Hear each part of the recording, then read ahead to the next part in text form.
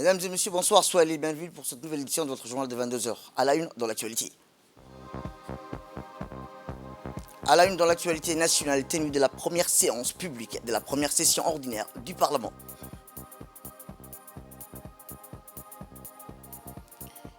Et enfin, dans l'actualité internationale continentale, le cyclone Freddy touche de nouveau Mozambique.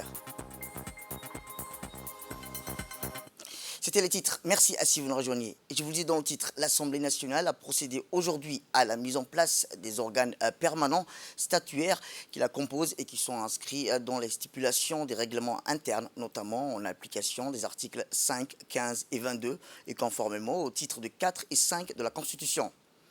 Intervenant une semaine après la convocation de la séance d'admission des députés membres de la 9e législature de l'élection du bureau de l'Assemblée nationale, la plénière d'aujourd'hui, conduite par le président de l'Assemblée nationale, M. Dileta Mohamed Dileta, portait sur la haute cour de justice et la mise en place des commissions. Après rappel dispositions fondamentales régulant pareille séance, l'hémicycle a tout au long du déroulé de ses activités échange et délibéré sur la composition des membres et du bureau de la haute cour de justice, puis des commissions permanentes, composantes essentielles à la légitimité au rythme parlementaire.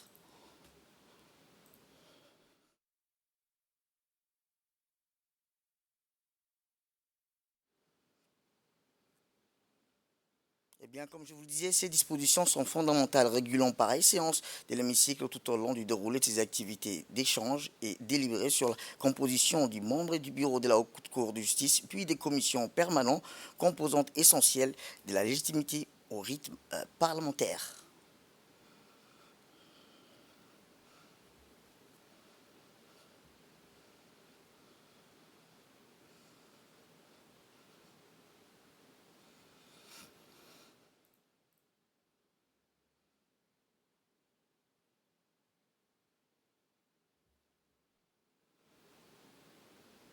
Eh bien, lors de cette première séance, le président de l'Assemblée nationale, M. Dileta Mohamed Dileta, a fait une proposition pour élire les membres qui vont constituer le bureau de la haute cour de justice au Parlement. Alinéa A de notre règlement intérieur, sur ma proposition, les membres proposés sont M. Ali Abdi Farah, Ougour Kifli Ahmed, Mme Elia Ismaël Guedi, Abdurrahman Mohamed Alale, Omar Ahmed Bouis, Abdi Kari Bouh, Mme Safia Elmi Djibril, Ibrahim Ahmed Abdou et Abdallah Barkhat Ibrahim. Je voudrais vous demander, avant de poursuivre la réunion, qui est pour? Levez les mains. Merci. Qui est contre? Qui s'abstient? La proposition est adoptée. Ensuite, la proposition du président de l'Assemblée nationale, M. Dileta Mohamed Dileta, a été approuvée à l'unanimité par l'ensemble des parlementaires de l'hémicycle. Enfin, les membres du bureau de la haute cour de justice qui ont été élus ont prêté serment devant les membres de l'Assemblée nationale en vue de mener à bien leurs fonctions. Les 9 membres de la haute cour de justice de l'Assemblée nationale sont M. Ali Abdi Farah, M. Ougour Kifri Ahmed, Mme Ileya Ismaël Guedi, M. Abdurrahman Mohamed Alale, M. Omar Ahmed Bouis, M. Abdi Khair Bouh, Mme Safia Elmi Djibril et M. Ibrahim Ahmed Abdou, ainsi que M. Abdallah Barkhat Ibrahim.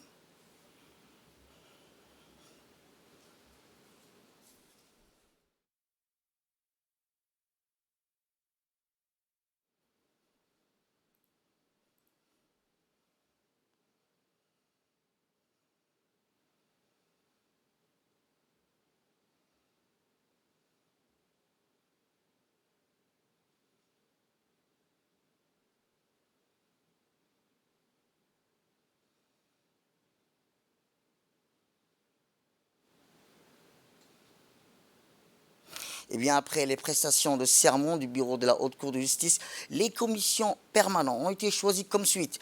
Ainsi, la commission des finances, de l'économie générale et du plan, c'est M. Charmak Moussa Aré.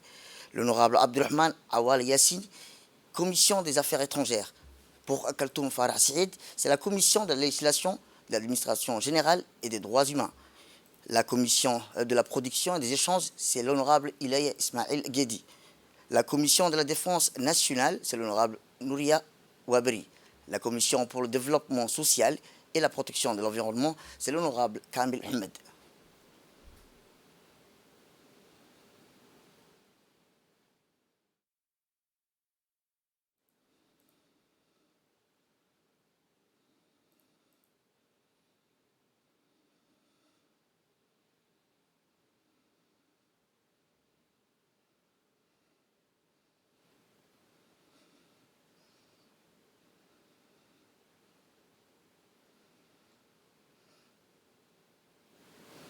Eh bien, au terme de l'agenda de cette première séance publique symbolisant la phase ultime de lancement de la 9e législature, le président de l'Assemblée nationale a adressé quelques mots de conclusion à ses pairs. Je voudrais, au nom de tous les collègues, féliciter les membres du bureau de commission ainsi que les rapporteurs généraux du budget et les engager à travailler assidûment durant les 2 ans et demi de mandat. En effet, ce sont les commissions qui se déroulent le plus gros travail du Parlement. Lors du jour de nos travaux étant épuisés, je propose à l'Assemblée de lever la séance et de laisser à la conférence des présidents le soin de fixer la prochaine réunion. S'il n'y a pas d'objection, je mets fin à notre discussion. Eh bien, les messages de félicitations au nouveau président de l'Assemblée nationale continuent d'affluer à la radio-télévision de Djibouti. Cette fois-ci, c'est un message du directeur d'Al-Rahma, M. Abdelghani Al-Qourechi, qui a exprimé ses chaleureuses félicitations au président de l'Assemblée nationale, son Excellence Dileta Mohamed Leta, à la tête de l'Assemblée nationale. Également, le président de l'Assemblée nationale a reçu une correspondance similaire du président du Parlement du Yémen, Al-Sheikh Sultan Al-Bakrani, qui a adressé un message de félicitations à son Excellence Dileta Mohamed Leta, à la tête de l'Assemblée nationale, et souhaite ainsi renforcer les relations entre les deux pays frères, le Yémen et la République Djibouti. Autre actualité dans ce 22h, c'est aussi l'hôtel Kempinski qui a abrité ce matin la clôture de la réunion d'experts sur la finalisation du rapport sur la gouvernance en Afrique 2023. Présidé par l'ambassadeur Moussa Mohamed Omar, représentant du ministère des Affaires étrangères et point focal du MAEB, elle a vu la participation du représentant du directeur général du secrétariat de continent du MAEB, de la représentante permanente de la République du Rwanda, de la présidente plutôt de la plateforme AGA, ainsi que plusieurs représentants des pays affiliés au MAEB, et à noter également la présence de M. Ahmed Areta, éminente personnalité du MAEB. Durant 2 jours de cette réunion, les experts ont permis de finaliser la version consolidée de ce rapport sur la gouvernance en Afrique, en y intégrant les recommandations et observations des États membres de l'Union africaine, réunis lors de 36e session ordinaire de l'Assemblée des chefs d'État et de gouvernement du 18 au 19 février dernier à Addis Abeba. L'objectif principal de ce processus de finalisation est donc d'assurer que la version consolidée des RGA reflète les recommandations faites par les États membres, que toutes les recommandations proposées ne contredisent pas les valeurs et les cadres juridiques de l'Union africaine. Eh bien, dans une interview, l'ambassadeur Moussa Omar, représentant du ministre des Affaires étrangères, de la coopération internationale et point focal du MAEB, a saisi cette opportunité pour exprimer sa gratitude au secrétariat continental du MAEB pour avoir choisi Djibouti afin d'abriter pour la 2e fois les travaux de l'examen du rapport 2023 sur la gouvernance en Afrique dont le thème est le changement anticonstitutionnel. Je voudrais tout d'abord vous transmettre les chaleureuses salutations du ministre des Affaires étrangères et de la coopération internationale, porte-parole du gouvernement, point focal du MAEB, son Excellence M. Mahmoud Ali Youssouf, que j'ai l'honneur de représenter ici. Je voudrais saisir cette opportunité pour exprimer ma sincère gratitude au secrétariat continental du MAEB pour avoir choisi notre pays afin d'abriter pour la 2e fois, en l'espace de 2 mois, les travaux de l'examen du rapport 2023 sur la gouvernance en Afrique, dont le thème, nous le savons tous, est le changement anticonstitutionnel. Mesdames et messieurs, cette réunion de 2 jours vous aura permis de finaliser la version consolidée de ce rapport sur la gouvernance en Afrique en y intégrant les recommandations et observations des États membres de l'Union africaine réunis lors de la 36e session ordinaire de l'Assemblée des chefs d'État et de gouvernement les 18 et 19 février 2023 à Addis Abeba. D'après le compte-rendu qui m'a été fait, cette réunion a bénéficié, dans les différents panels et sessions qui se sont déroulés, de la participation active de toutes les personnalités et experts ici présents. Je voudrais donc vous féliciter tous vivement pour vos contributions qui ont assuré le succès des travaux de cette réunion dans la mesure où les objectifs fixés sont atteints. Mesdames et messieurs, je ne voudrais pas conclure mes propos sans remercier et féliciter le secrétariat continental du MAEP, les structures nationales du MAEP, notamment le bureau du point focal du MAEP, les services du protocole d'État pour la parfaite organisation de cette belle rencontre d'échange. Je remercie tous ceux qui ont participé de près ou de loin au succès de cet événement. Il ne me reste plus qu'à vous souhaiter un très bon retour dans vos pays et familles respectifs. Je vous remercie de votre attention. La 3e édition du championnat régional senior de tennis de table a éteint ses lampions sur une note festive et colorée dans la soirée d'hier au cours d'un somptueux dîner de gala offert par le secrétaire d'État chargé des sports, Hassan Mohamed Kamil, aux abords de la piscine de Sheraton Hotel. Un dîner auquel ont pris part, outre le secrétaire d'État chargé des sports, le ministre du Commerce et du Tourisme, M. Mohamed Ouarsame, le président de la Fédération djiboutienne de tennis de table, le président de la zone de l'Afrique de l'Est de tennis de table, plusieurs personnalités du monde sportif ainsi que toutes les délégations participant à cette 3e édition.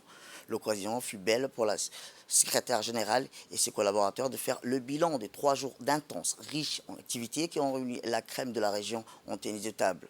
Au total, les organisateurs ont marqué leur satisfaction face à l'engouement que cette 3e édition du championnat a suscité aussi bien auprès des fédérations que du public.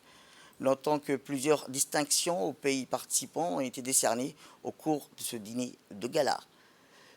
Puis, une fois le repas terminé, l'apparition de quelques intervenants effectuée, la transition avec le DJ Hakim était toute naturelle pour une fin de soirée indéliable sur la piste de danse.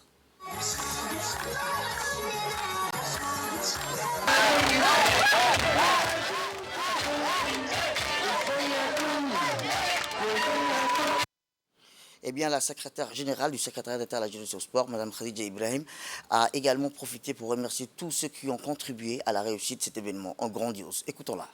Je vais prendre la parole ce soir pour exprimer surtout ma gratitude à tous ceux et celles qui ont contribué à la réussite de la 3e édition du championnat régional senior de tennis de table. C'est un événement majeur, comme on l'a dit, pour notre région et nous sommes fiers de l'avoir accueilli pour la première fois à Djibouti. Votre mobilisation, votre accompagnement et votre engagement ont été essentiels pour que cet événement soit un véritable succès. Je voudrais tout d'abord remercier les membres du comité d'organisation qui ont travaillé sans relâche pour planifier et mettre en place chaque détail de ces tournois. Votre dévouement et votre professionnalisme ont été remarquables et cela a permis aux joueurs et aux spectateurs de vivre une expérience inoubliable. Je tiens également à remercier tous les cadres du SS qui ont consacré leur temps et leur énergie pour nous avoir aidés dans l'organisation de cet événement. Votre contribution a été inestimable et nous avons tous que sans votre aide, rien de tout cela n'aurait été abouti ou possible. Je voudrais exprimer une reconnaissance particulière à Mme Aïcha Ali Garak, la présidente du comité olympique, pour son soutien indéfectible auprès de nous. Et je voudrais remercier aussi tous les participants, les entraîneurs, les supporters et les partenariats qui ont contribué à faire de ces championnats régionaux un grand succès. Vous avez montré une grande passion pour ce sport et nous sommes fiers de vous avoir eu parmi nous et de vous avoir accueilli à Djibouti les bras ouverts. Je voudrais profiter de cette occasion pour exprimer ma sincère gratitude envers la police nationale pour leur travail acharné en assurant la sécurité de cet événement important, ainsi que le ministère de Santé. Nous sommes conscients que votre contribution a été cruciale pour que les joueurs et les spectateurs puissent profiter d'une expérience sûre et agréable. Nous sommes reconnaissants de votre service et de votre dévouement à maintenir la paix et la sécurité dans notre région. Merci infiniment pour votre précieuse collaboration. Je vous remercie de votre attention. Eh bien, voici les quelques réactions recueillies par notre équipe lors du dîner de gala offert par le secrétaire d'État chargé de sport, M. Hassan Mohamed Kamil. Organisation, pour l'accueil, on a été très bien accueillis. Dès qu'on a le moindre problème, on peut demander à n'importe qui. On est toujours bien servi. Merci beaucoup, on est très bien. Il n'y a rien à dire, on est vraiment très bien accueillis. C'est la première fois qu'on vient à Djibouti. On trouve que toutes les personnes qui sont venues nous voir étaient vraiment très accueillantes et vraiment très soucieuses de savoir, voulaient notre bien en fait. Donc on retient ça aujourd'hui, nous à Djibouti. Vraiment la façon dont les personnes d'ici sont très accueillantes, très souriantes, comment ils nous chouchoutent quand on est à l'hôtel, les conditions sont très bien, on veille à ce qu'on ait tout et c'est vraiment super, les personnes de l'hôtel sont super gentilles. Après moi, ce que je retiendrai de la compétition, je suis vraiment contente d'être ici pour une première expérience avec Madagascar, aussi avec mon confrère Antoine et Fabio. C'est notre première expérience avec l'équipe nationale de Madagascar. Donc on est très fiers de porter les couleurs de Madagascar et pour l'instant très contente d'avoir pu coacher les garçons avec leur médaille d'or, d'avoir pu les encourager. Vraiment, c'est un honneur. Ça fait vraiment plaisir d'avoir une équipe jeune, dynamique. Et pour ma part, très contente d'avoir gagné le quart de finale et j'ai hâte de voir comment ça va se passer demain. On va essayer de chercher l'or et puis voilà, on est super contents. Il y a une très belle organisation, donc que ce soit au niveau des navettes pour nous amener à la salle, pour nous ramener, le repas, etc. C'était très bien organisé. Puis on a été très bien logés aussi. L'hôtel est très bien, donc franchement c'était vraiment bien. Et après en termes de défis, on savait en soi qu'on partait dans les favoris, donc on devait faire en sorte de maintenir cette première place. Et c'est ce qu'on a fait, on a une très bonne ambiance d'équipe et c'est très positif. Voilà. Bonjour tout le monde, je m'appelle Osenali Oumeani, on est en présence de l'équipe nationale de l'île Maurice. Il y a mes partenaires Rukaya Kinou, Pratna Jalim et Zayan Sheikh Hossein ici. Alors c'est notre première fois à Djibouti, on est très contents, vous êtes très accueillants, on s'est bien attaché à vous. Notre parcours c'est en par équipe. En par équipe, on a décroché l'or. On est très très fiers parce que c'est ça qu'on appelle une équipe. L'année dernière, on avait perdu en finale contre l'Éthiopie. Maintenant, on a pris notre revanche. On a battu l'Éthiopie en demi-finale et on a battu l'Ouganda en finale 3-1. Donc on est très heureuses. Voilà. Tournoi.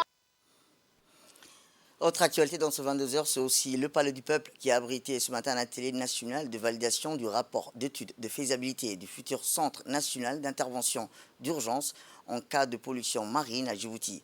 Faisant d'une pierre deux coups, ce fut aussi l'occasion ultime pour une formation sur le déversement maritime d'hydrocarbures. Cet atelier, qui doit durer jusqu'au 16 mars prochain, a regroupé tous les cadres du ministère de l'Environnement, mais aussi les hauts cadres du ministère de l'Équipement, des gardes-côtes, de la Marine nationale et ceux de la Direction des Affaires maritimes.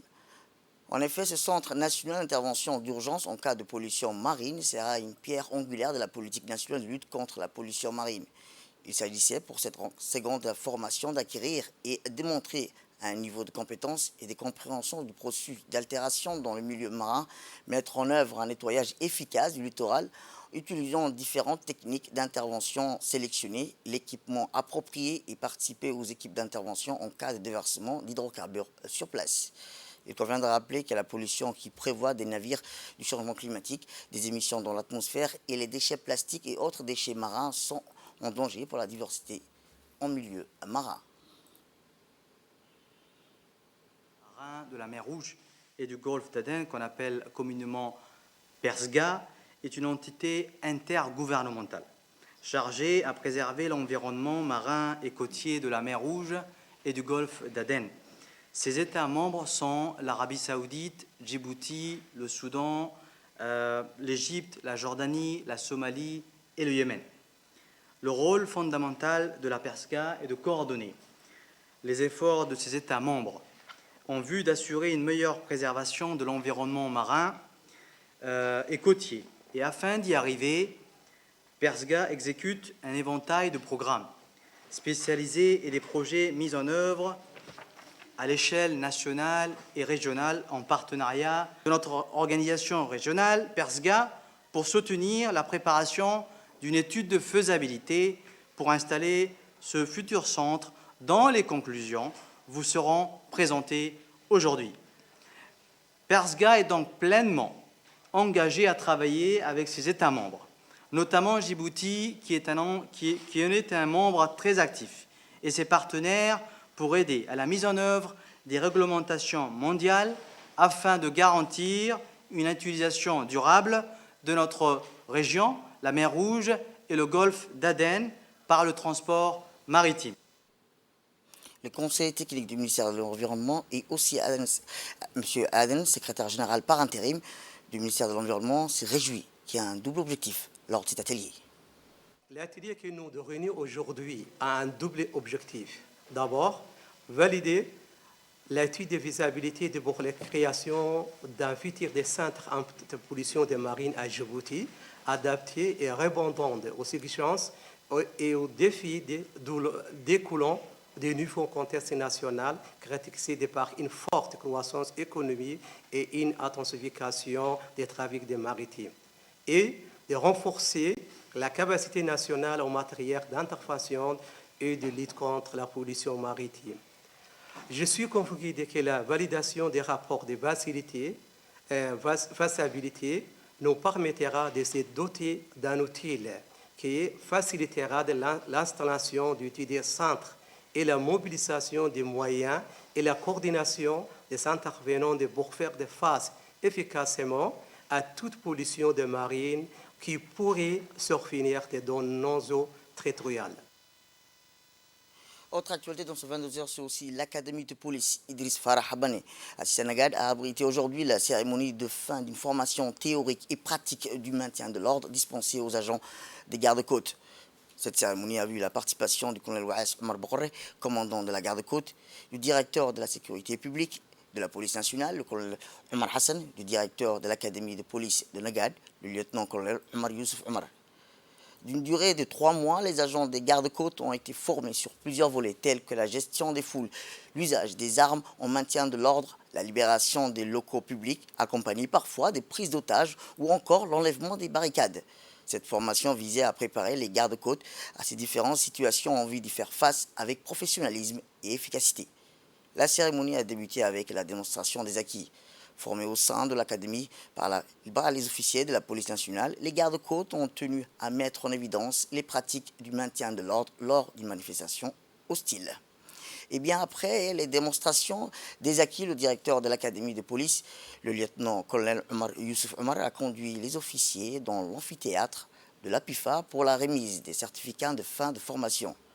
Et dans son discours, le directeur de l'Académie a fait une brève présentation des formations théoriques et pratiques offertes par les officiers de la police nationale aux agents des gardes-côtes. Par la suite, la cérémonie s'est poursuivie par la remise des diplômes aux agents des gardes-côtes et les échanges des cadeaux.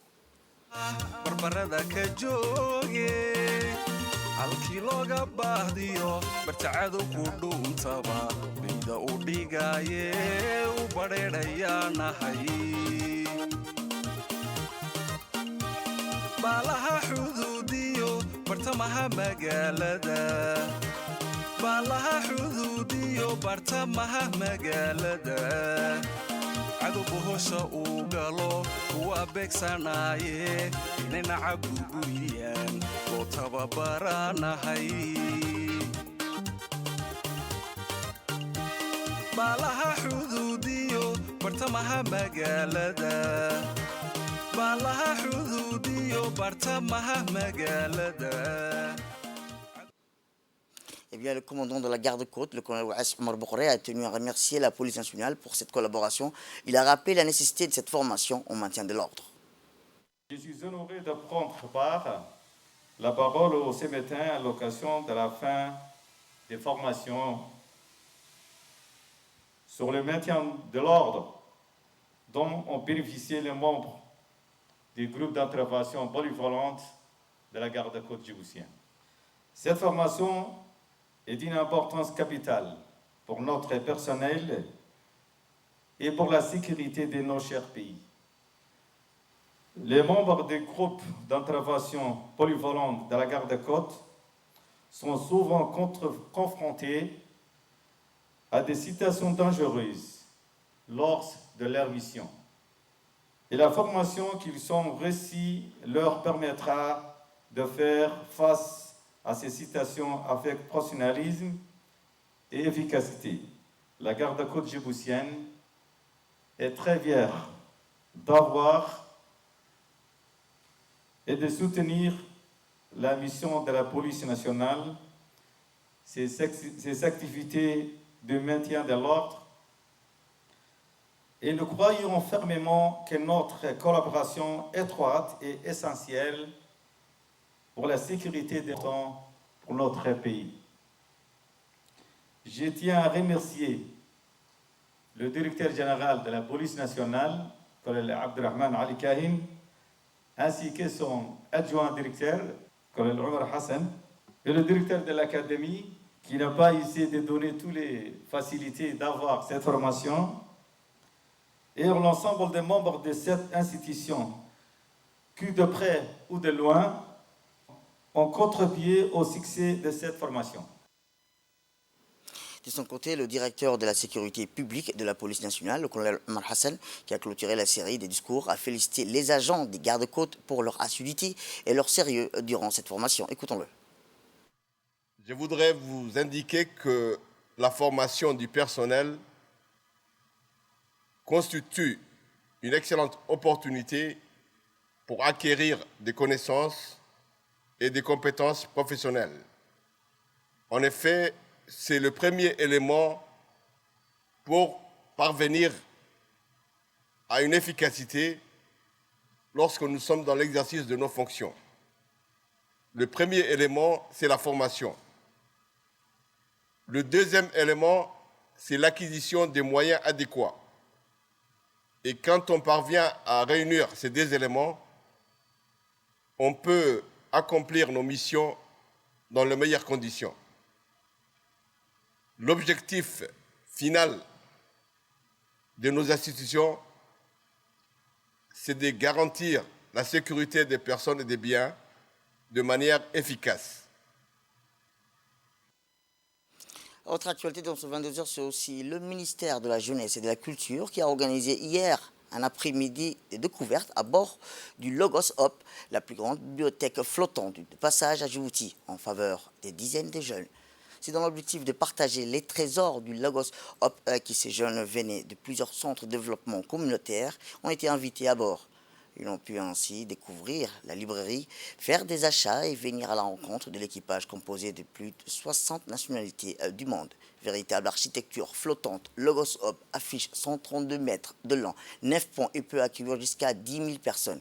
Mais les voyageurs, c'est terminé depuis son rachat et sa réhabilitation par l'ONG allemande en 2004. Le bâtiment est devenu la plus grande librairie du monde avec pour mission l'acheminement des livres là où ils se font trop rares. Rappelons que le Logos Hop, ce ferry converti en foire du livre flottante, parcourt les mers de la planète pour donner une présence aux livres là où il reste difficile d'accès, est arrivé à Djibouti il y a quelques jours.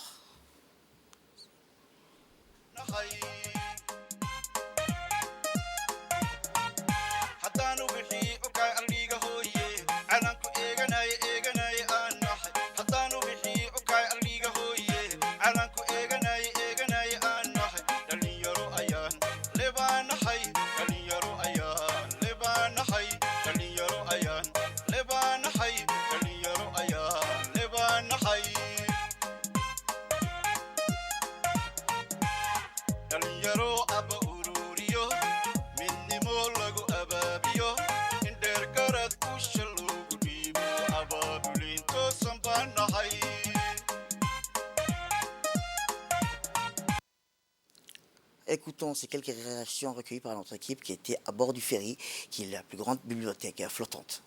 Je m'appelle Liban Mohamed Ahmed. du CDC d'Anguilla, cet après-midi, on a visité la bibliothèque flottante qui a pour nom Logo Ops. Et on a passé des bons moments et nous remercions le ministère de la Jeunesse et de la Culture. Et dans l'actualité internationale, des pluies et des vents violents ont balayé samedi plusieurs provinces du centre du Mozambique que le cyclone Freddy a touché pour la deuxième fois. Pluie et des vents violents ont balayé samedi plusieurs provinces du centre du Mozambique que le cyclone Freddy a touché pour la deuxième fois en 2 semaines. Les autorités ont prévu vendredi que plus d'1,5 million de personnes étaient exposées à des ravages. Des pluies allant jusqu'à 400 mm sont attendues dans les prochains jours, le double des précipitations mensuelles habituelles. L'Organisation météorologique mondiale a souligné que Freddy, qui a pris naissance au large du nord-ouest de l'Australie début février, devait dépasser le record de la durée la plus longue d'un cyclone tropical jamais enregistré. Il a traversé le sud de l'océan Indien et a touché terre à Madagascar le 21 février avant de poursuivre sa route vers le Mozambique le 24 février. Au total, Freddy a fait 27 morts, 10 au Mozambique, 17 à Madagascar. Une dizaine de tempêtes ou cyclones traversent chaque année le sud-ouest de l'océan Indien pendant la saison cyclonique de novembre à avril. C'est la fin de cette édition. Merci à vous de nous avoir suivis. Restez avec une partie de nos programmes télévisés. Le programme continue sur Télé Djibouti.